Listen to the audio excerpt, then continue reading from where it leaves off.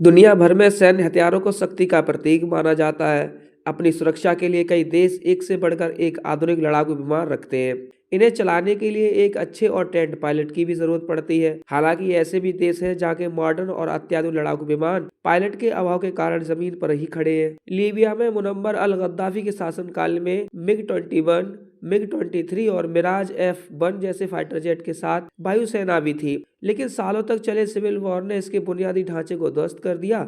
यहाँ के एयरपोर्ट पर लगातार बमबारी और पायलटों के रिटायर होने, मारे जाने और दल बदल के कारण अब अधिकतर विमान बेकार ही पड़े हैं। अफगानिस्तान से अमेरिकी सेना के हटने के बाद तालिबान को अमेरिका की ओर से बाहर रखे गए A-29 सुपर टूकानो और Mi-17 हेलीकॉप्टर जैसे जेट तो मिल गए, लेकिन बिना सैन्य सहायता और टेंट पायलट के ये विमान ऐसे ही पड़े हैं। यमन के पास Su-22 और मिग 29 जैसे फाइटर जेट जैसे उसकी रक्षा के लिए बेहद अहम थे, लेकिन कुछ सालों में सिविल वॉर और लगातार बमबारी के कारण इस देश का एविएशन इंफ्रास्ट्रक्चर तबाह हो गया। इस देश के पास अब शायद ही कोई ऑपरेशन पायलट बचा है। सोमालिया में कभी सोवियत काल के मिग फाइटर जेट होते थे, लेकिन ट्रेनिंग के लिए इंफ्रास्ट्रक्चर की कमी, तकनीकी अभाव और देश में अस्थिरता के कारण यहाँ दशकों से कोई एक्टिव एयरफोर्स नहीं है।